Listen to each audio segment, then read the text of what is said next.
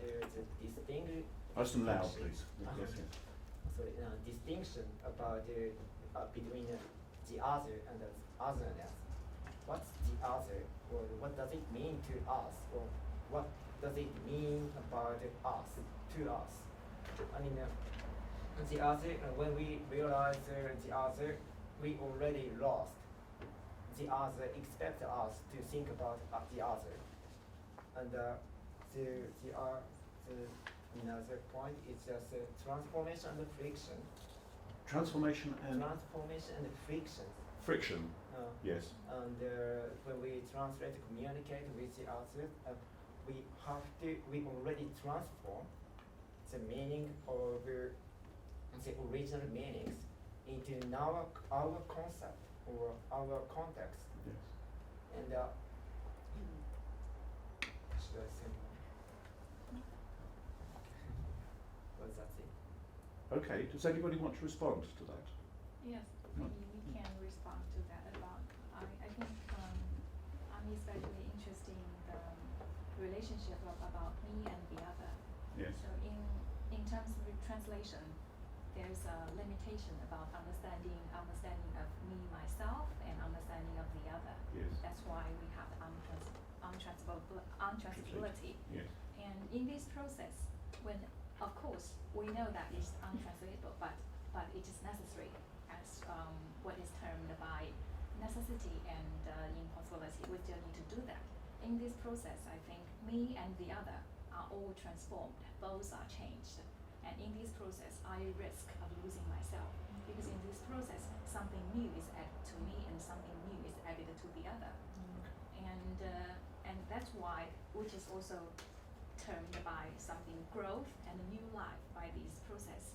So although we might be a little bit negative about untranslatable, a little bit negative about what we can do, but there's something new about it, a growth and new life. That's, I think, it's very good for me to learn from this text. Okay, so the untranslatable means that you're going to fail. You're not going to get a perfect translation. Yes. But that doesn't Yeah. mean you shouldn't try. So you Yes. still try. Yes. You try the impossible, Yes. and out of that attempt, something new Yeah. comes into being. Yeah. And that newness is crucial. Yeah. That's great. Thank Yeah. you. And sorry, I Go on, need to carry add, well, I want to add that, and it also applies to relationship among the interpersonal relationship among human beings. We may not able to understand the other because we may not understand ourselves from Yes. the most fundamental source. So Okay. how can we understand the other? So it does not mean that we stop trying to do that. It's just Yeah. that we know that, and we have this sense there's possibility of not being understood or to be understood, which gives a lot of openness in terms of the interrelationship thing, and in this sense the religious thing. So if you have this open attitude toward these things, and then you certainly have more respect of the other, and then in this sense, will resulted in less conflict, because you have more understanding. The understanding of that we cannot be understood, understanding of the difference that we should have. Fine. So That's really let's- well put. Yes, less So- conflict. Okay, thank you. Sunny, you wanted to follow up? No, actually, I wanted to add up that point that Derrida put this word, the messianic character of translation. Yes. Sure, that's right. Yeah. So, are you familiar with that term messianic then, which Yeah. comes from the idea of the Messiah? So, on the Christian belief, the Messiah came and will come again. Jewish belief, the idea is that Messiah is always to be waited for. So it's more like the second idea, always to be waited for. It's something we're always moving towards, always waiting for this coming. And I just want to come back to something you said, which is very interesting. You said that there's something in ourselves that can't be translated. So we're not even clear to Yeah. ourselves who we are. Yeah. But if there's something about ourselves that can't be translated, should we still try to translate? Yes, we should. Yes, because that opens new possibilities Yes. within yourself. So And it helps understanding you yourself better. yes, okay. Yeah. So finding new words may be Yeah. letting go of something that you thought you were before, Yeah. and opening them some new possibility. Yeah. So that means speaking and writing is like a working on oneself as well. You're finding new possibilities all the time. Yeah. Can I Yes, also one sentence? So which makes me think that we are always in the process in the process of something, we're never going to achieve the destination, the end, Sure. which is also something I think reflecting in the, because we're not going to reach there, Yes, the impossibility thing. Yes, okay. But we are going there. Okay, Always in the process. and that contrasts so radically with popular notions about there being a true self. You can buy a magazine in the shops that says, might be Cosmopolitan magazine, and it says, take these 10 steps to discover who you really are. But there is no who you really are in that essentialist sense. And certain kinds of psychology tends to be based on that kind of development of a core self. It doesn't work like that. Okay, that's great, thank you very much. Do you want to say something from your group? So we are talking about how can encounter could happen towards the other from the big O. And we are talking about if minority allowed to speak in their own language, this is what Habermas says in this, but it's difficult for us to understand what they are saying. So what kind of encounter could happen? I was talking about. Okay, so that's what Lovisa Bergdahl is asking for, and you can't imagine what she means if she rejects what Habermas says. Is that right? Yeah. Would anybody like to say? Go on. Go on. Go on, please do if you'd like to. Can you Oh, Ken's going to say. Yeah. Oh, right. I haven't discussed that point yet. Yeah. So this is my opinion. But in this paper, Bergdahl said in ideas of Habermas, we can come to a higher level of language by discussing in their own language. In the liberalism, religious people are required to speak themselves in the general language or common language. But Habermas said it is a condition of our formation or translation that we express ourselves in our religious language in the public place, and this makes us to go to the higher level of general language. But the author criticized that point because this presupposes the idea that we can translate ourselves everything. We can translate. We have something essential in ourselves and translate them all fully into the universal or general language.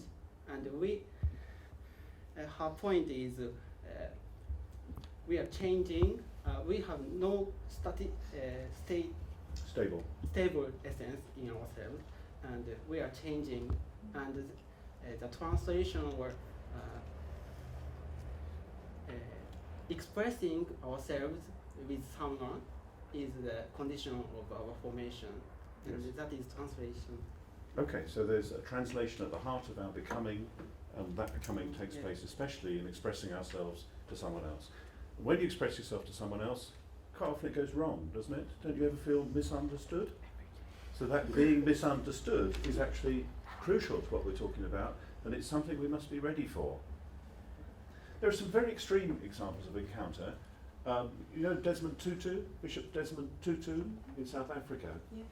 So you know that after the ending of apartheid, he set up the so-called Truth Commission, when he brought the people together, both those who'd been guilty of terrible crimes, looking back on them as crimes anyway, and those who'd suffered terribly.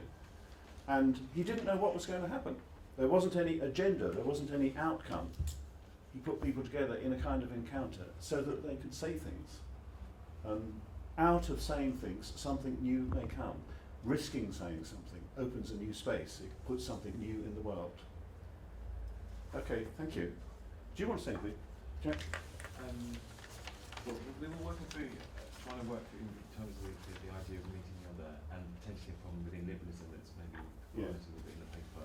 And I was struck by two examples that aren't an example of liberalism, but which compare quite nicely. And one would be when someone might say you can't have solidarity with the poor unless you go and live with the poor, and that is that you get rid of your money and the masters of your life and you go and live amongst them.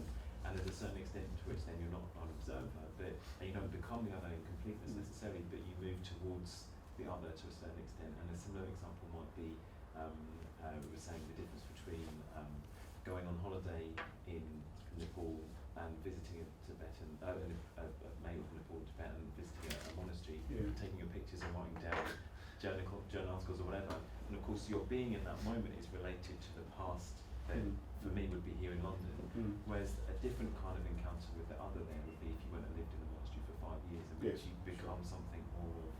And so you're transformed in that sense. So it's this step towards the other in a very kind of real lived way. And potentially liberalism, in the affording of many freedoms, prevents that kind of dialogue by allowing in some cases, a mosaic of communities in which in-groups are not invited to meet with others in ways that would allow such a transformation. Yes, I see. But instead, maybe discourages that to a certain extent. Yes, okay, thank you. That's good. Sunny? Yeah, also, I found this encounter in terms of the relationship between subject and object matter too.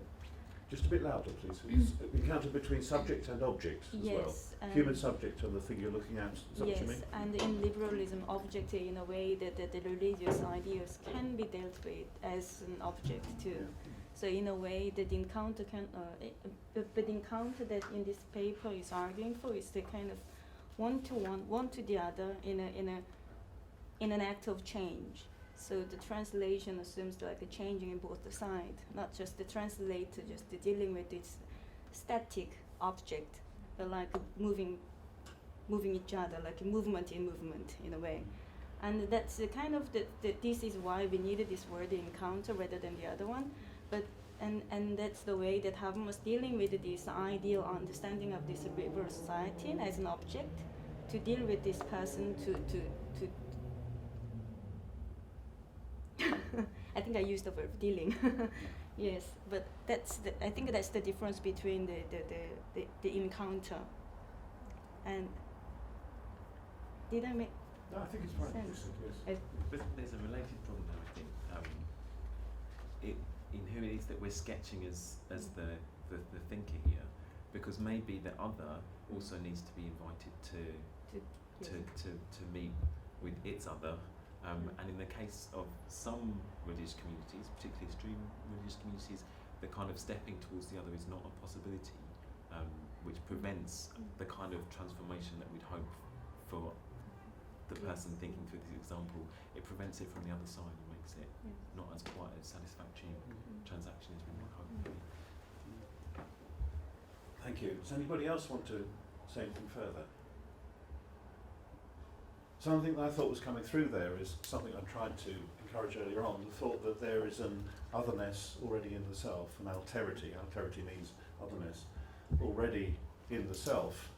And you can see it there in language, can't you? Because the way frying onions works already depends upon things beyond those simple words or that simple thought. So things are never self-contained. And it's the fallacy of self-containment that is part of the damage, part of the problem here.